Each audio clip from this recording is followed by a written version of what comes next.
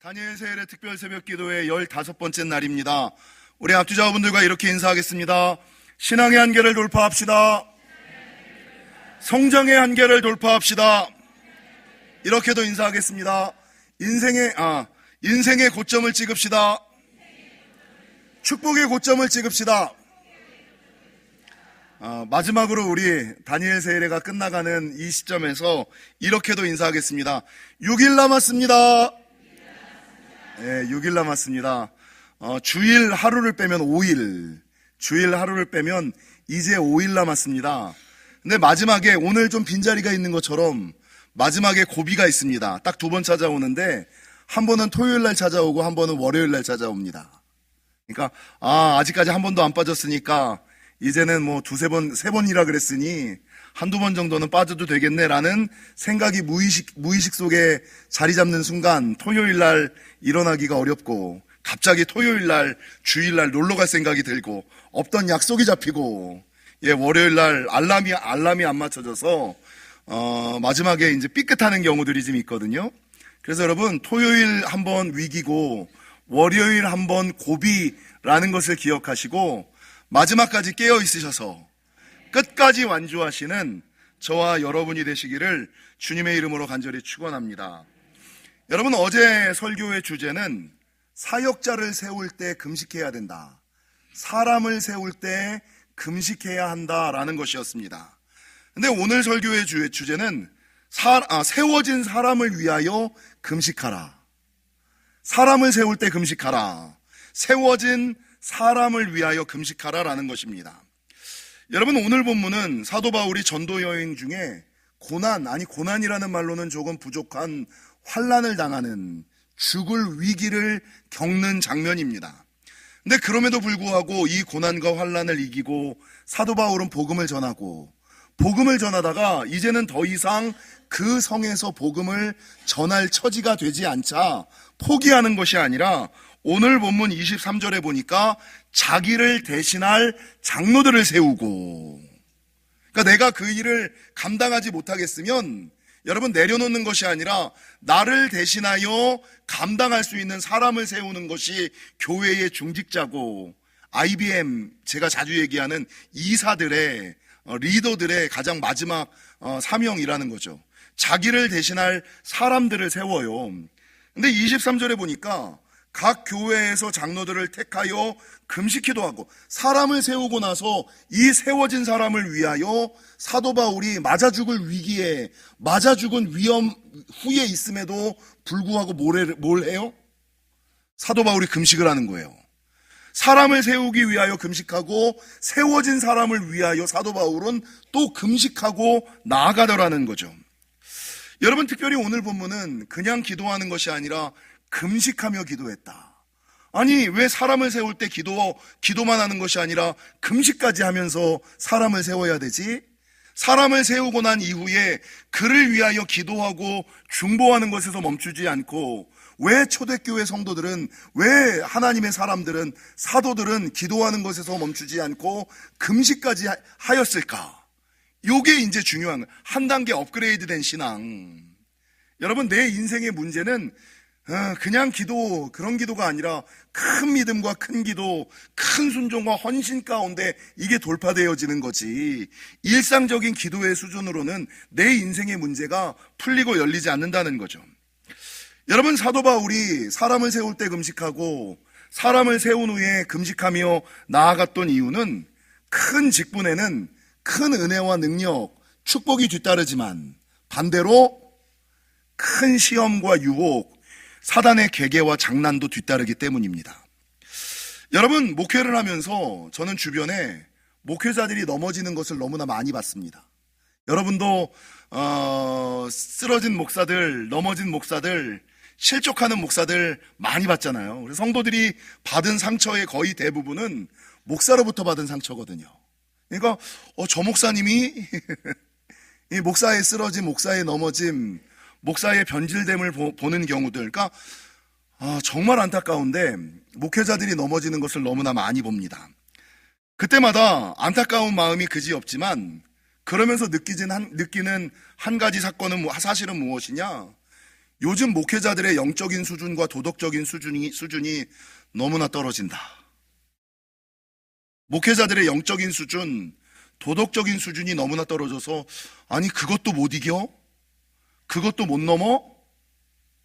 이런 생각. 아니 왜 목사가 됐지? 왜 장로가 됐지?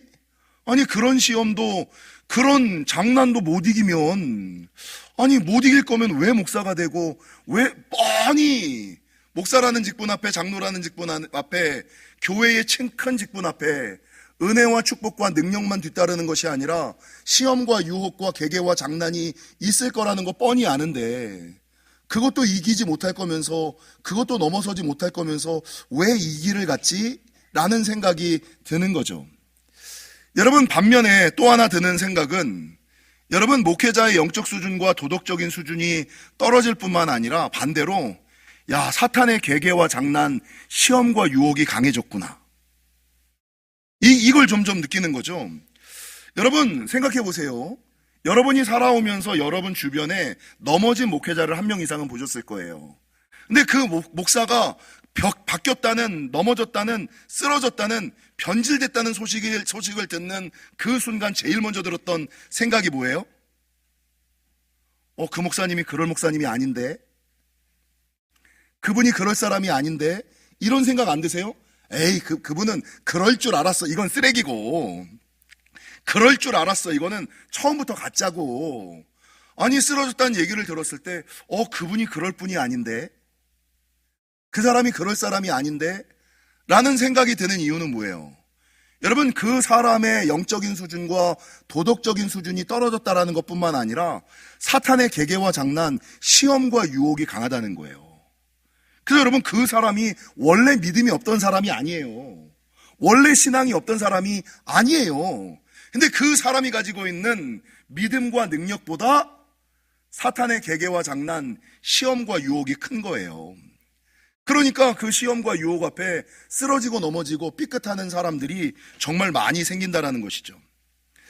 여러분, 우리가 임직을 눈앞에 두고 있는데 제가 목사가 되겠다고 찾아오는 사람들, 그리고 장로님들이 되겠다고 장로 교육을 할 때 꼭 하는 말이 하나 있어요. 목사와 장로는 천국과 지옥의 담벼락을 타는 직업이다. 목사와 장로는 천국과 지옥의 담벼락을 타는 자리다. 이게 무슨 말이에요? 순간 방심하면, 순간 삐끗하면 언제든지 나락으로 떨어질 수 있는 자리. 그 누구보다 빨리 지옥의 따뜻한 아랫목을 차지할 수 있는 자리. 이 자리가 목사고 장로라는 거죠. 여러분, 더 문제는 목사가 삐끗하고 장로가 삐끗하고 교회의 중직자들이 삐끗하면 자기 혼자 나락에 떨어지면 그나마 다행이에요. 근데 목사가 삐끗하고 장로가 삐끗하고 권사가 삐끗하고 안수집사가 삐끗하면 자기 혼자만 나락으로 떨어지는 것이 아니라, 지옥으로 떨어지는 것이 아니라, 여러분, 자기가 알고 있던, 자기가 섬기고 있던 영혼까지, 나와 관계됐던 영혼까지, 그리고 여러분, 내가 섬겼던 교회까지 함께 나락으로 떨어뜨리는 자리가 교회의 중직자, 목사의 자리, 장로의 자리, 권사의 자리, 안수집사의 자리라는 거죠. 여러분, 가끔 우리 성도님들께서 우리 아들을 보고 목사님 재원이 신학 안 시키세요? 목사 안 만드세요? 보기에는 목사가 될 만한 사람인 것 같잖아요. 근데 저는 안 시키고 싶습니다. 여러분, 목사에게 있어서 최고의 영광이 뭔지 아세요? 목사의 최고의 영광은 그 누구의 인정을 받는 것보다 아내의 인정과 자녀의 인정을 받는 거고요. 목사의 최고의 훈장은 여러분, 자기를 대신하여 목회의 길을 계승하는 또 다른 목회자를 만드는 게 목사가 가지고 있는 최고의 영광이에요. 우리 아들도 가끔 아빠 내가 신학하면 어떨까? 라고 물어볼 때가 몇 번 있어요. 근데 제가 아니 넌 안 돼 라고 얘기하는 이유가 몇 번 있어요. 첫 번째는 우리 재원이가 가지고 있는 그 연약함 때문에 이게 극복되면 돼. 근데 이게 극복되지 않으면 너는 목사하면 안 돼. 왜 그러냐면 너만 문제가 아니라 너와 관계된 성도들까지 힘들게 하는 거야. 네 연약함이 네 개인의 문제가 아니라 너를 알고 있는 성도들까지 함께 힘들어지는 거야. 너 괜히 네가 목사해가지고 성도들까지 교회들까지 힘들게 만들면 돼? 이게 첫 번째고, 두 번째, 왜 우리 아들이 가끔 아빠 내가 신학 한번 해볼까? 라고 툭툭 던졌을 때 아니 안 돼 라고 얘기했던 이유는, 여러분 목사라는 직분에 따른 시험과 유혹이 얼마나 큰지를 제가 알기 때문이에요. 그래서 과연 이 시험을 이길 수 있을까? 과연 이 유혹을 넘을 수 있을까? 라는 생각, 그리고 더 나아가서 아예 목사가 안 되면, 아예 장로가 안 되면 마귀가 장난질도 안 하거든요. 시험과 유혹을 경험할 이유도 없어.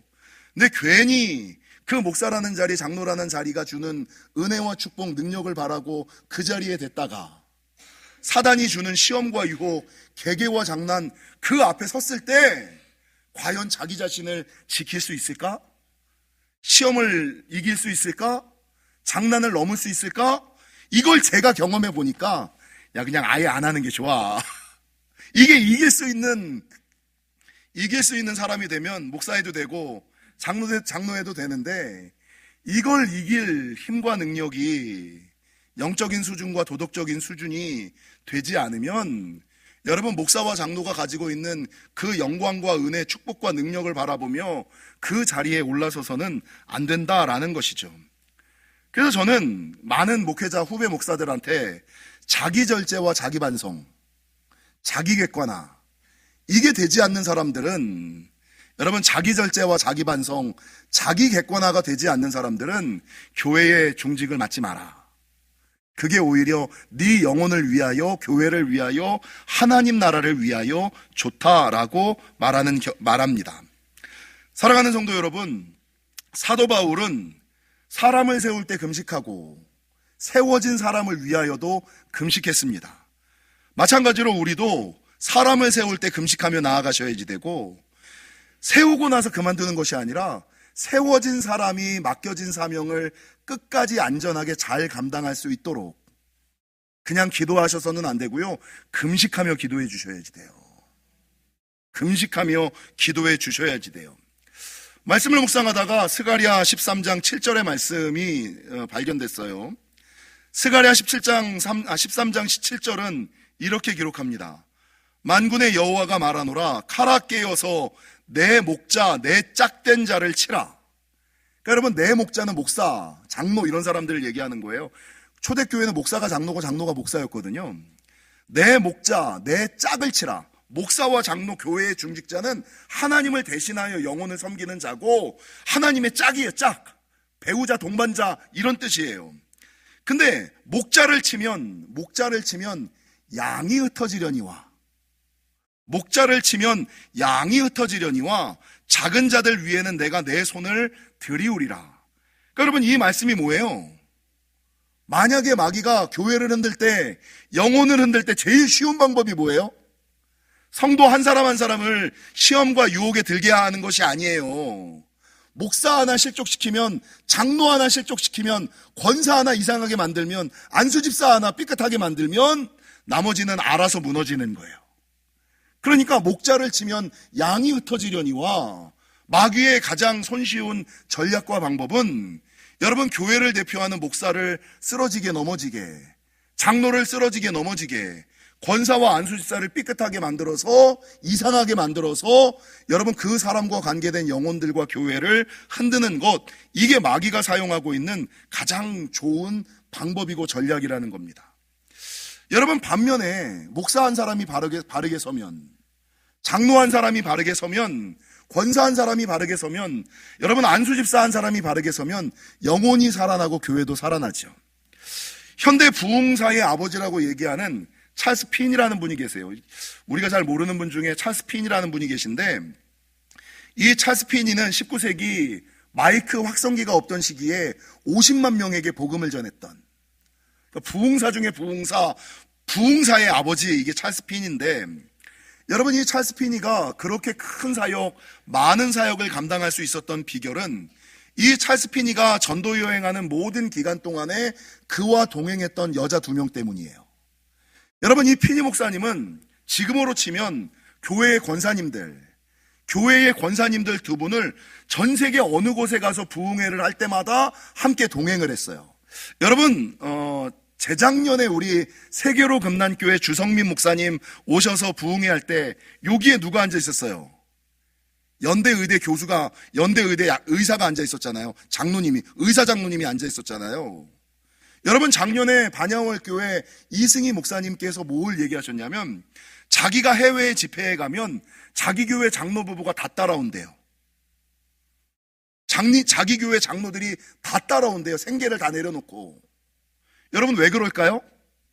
그곳에 가서, 여러분, 이 피니 목사님은 자기가 부흥회를 하는 동안에 클러리아와 넷시라는, 지금으로 치면 권사님, 나이 많은 권사님들을 항상 모시고 다녔는데, 이 피니 목사님이 부흥회를 할 때 이 클러리 권사님과 넷시 권사님은 이 목사님을 위하여 옆에서 중보기도 하는 거예요. 영적인 진을 치고 살아가는 거예요. 힘이 되어드리고, 도움이 되어드리고, 능력이 되어드리고. 여러분, 이 일들을 클러리 권사님 그리고 넷시 권사님이 감당함으로 말미암아 이 피니 목사님이 말년에 내 목회가 그렇게 잘 될 수 있었던 비결은 이 두 분의 중보기도 때문이다, 헌신 때문이다, 동행 때문이다 라고 얘기를 해요. 여러분, 설교의 황태자라고 불리던 찰스 에던 스펄전 목사님도 마찬가지죠. 그는 당대의 세계에서 가장 큰 교회를 하셨거든요. 그 시대의 세계에서 가장 큰 런던에 있는 메트로폴리탄 태버너클 처치를 하셨거든요. 근데 그가 전 세계에서 가장 큰 교회를 할 때의 나이가 몇 살이었냐면 22살이었어요. 22살의 나이에 조용기 목사님처럼 전 세계에서 가장 큰 교회를 하시는 거야. 근데 이 스펄전 목사님이 전 세계에서 가장 큰 교회를 하실 수 있었던 비결이 뭐예요? 스펄전 목사님은 우울증이 있었거든요. 우울증이 있어서 강단에 서는 것을 정말 무서워하셨던, 두려워하셨던. 그래서 제가 스펄전 목사님 전기를 보면 강단에 서는 게 무서워서 그러니까 하루는 주일 강단에 목사님이 안 올라오시는 거예요. 시간이 됐는데 11시가 다 돼가는데 목사님이 강단에 등단을 안 해. 그러니까 장로님들이 이상해가지고 목양실로 막 올라갔어요. 목양실 문을 두들겨도 나오지를 않아. 목양실 문을 두드리고 들어갔더니 책상 한 구석에 웅크리고서 스펄전 목사님이 울고 있는 거예요. 나 무섭다고, 나 두렵다고. 여러분, 강단에 쓰는 게 무서워서 혼자 쭈그리고 앉아서 울고 있는 그 덩치 큰 스펄전 목사님, 그 모습이 내 모습 같아가지고 내가 얼마나 마음이 짠하든지. 그 목사님을 장로님들이 겨우겨우 달래서 강단에 세워요. 그러면 이 목사님이 강단에 올라가서 죽을 써야 되는데, 그렇게 강단에 올라오신 목사님이 또 강단에 올라오면 불을 뿜어. 신기하죠? 예. 이 스펄전 목사님이 그런 나이 어린 22살의 나이임에도 불구하고, 여러분, 우울증과 통풍에 시달렸음에도 불구하고 당대의 세계에서 가장 큰 교회를 감당할 수 있었던 비결은 아시는 것처럼 스펄전 목사님이 설교할 때마다 이 메트로폴리탄 태버너클 처치 지하에서 목사님을 위하여 기도해 주던 중보기도 팀이 있었기 때문이에요. 여러분, 우리 교회 예배가 은혜롭죠? 주일 예배가 나쁘지 않죠? 정도환 목사 설교도 들을 만은 하죠? 어쩔 수 없어요. 그 이유가 뭐예요? 그 이유가 뭐예요? 교회의 은혜가 흐르고 목사의 설교가 목사의 설교에 귀를 닫는 것이 아니라 그래도 들을 건덕지가 조금이라도 있는 이유가 뭐예요?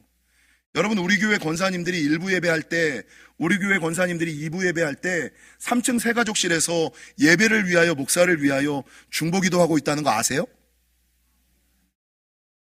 그런 기도하는 권사님들 때문에 여러분, 영지교회가 그럼에도 불구하고 조금이나 부흥하고 성장하고, 정도환 목사가 그나마 시험과 유혹을 이기고 쓰러지고 넘어지지 않고, 여러분, 바르게 복음을 전할 수 있었던 비결은 무엇이냐?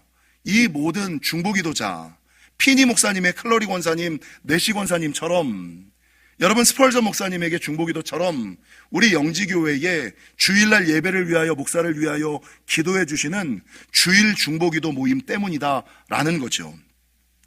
사랑하는 성도 여러분, 모세처럼, 목회자도 모세처럼 탈진을 경험하고 엘리야처럼 우울을 경험합니다. 목회자는 뭐 사람이 아니에요? 여러분 성도들이 많은 생각을 해요. 저는 가끔 이런 생각을 해요. 성도들이 목사에게 상처를 많이 받았다 그러잖아요. 그죠? 여러분 저 때문에 상처 많이 받으셨잖아요. 살아오면서 수많은 목사들한테 상처 받으셨잖아요. 근데 성도가 목사에게 받은 상처가 많을까? 목사가 성도한테 받은 상처가 많을까? 여러분 자녀들이 부모 상처 때문에 힘들어해요. 근데 자녀가 부모 때문에 받은 상처가 많을까요? 부모가 자녀 때문에 받은 상처가 많을까요? 누가 더 사고를 많이 쳐요? 목사가 많이 치나? 누가 더 많이 쳐요? 누가 더 상처를 많이 받을까요? 생각해 보세요. 생각해 보세요. 그래서 여러분 목사도 뭐 스펄전 목사님이나 엘리야 뭐 이런 모세들처럼 모세도 탈진하고 나 도대체 목회 못하겠어. 너무 힘들어. 일이 너무 많아. 초대교회의 사도들처럼 와 내가 이런 일까지 해야 돼. 구제와 봉사일까지 이것까지 탈진하고 엘리야처럼 우울에 빠져서 자살을 꿈꿀 때가 있어요. 여러분 그럴 때 성경은 하나님의 사람들은 이 탈진에 빠진 방전된 모세를 위하여 70인의 장로, 1000부장, 100부장, 50부장, 10부장 신약에 와서는 집사들을 세워서 사람을 세워서 일을 나눴어요. 일을 함께하게 했어요. 이건 정말 좋은 거예요. 사람이 좀 많이 세워지셔야 돼요. 근데 더 중요한 게 뭡니까?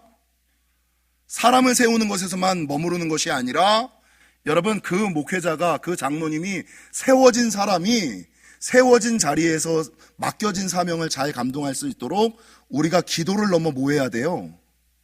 금식해야 되는 거예요. 세우는 것에서만 안수집사 세우고 권사 세우고 장로 세우고 목사 세우는 것으로만 만족해서는 되는 것이 아니라 그 사람이 그 직분에 맞는 일들을 사명을 잘 감당할 수 있도록 여러분 초대교회 사람들은 기도를 넘어 중보를 넘어 뭐 했어요? 금식했어요. 그러니까 그 당시 우리 60, 70년대 80년대까지 목사들이 사고를 안 치던 시대 그 시대 주보 제일 첫 광고 첫 자리가 뭐였어요? 담임 목사님을 위하여 기도합니다. 나라와 민족을 위하여 기도합니다. 이게 1, 2번 기도 제목이었잖아요.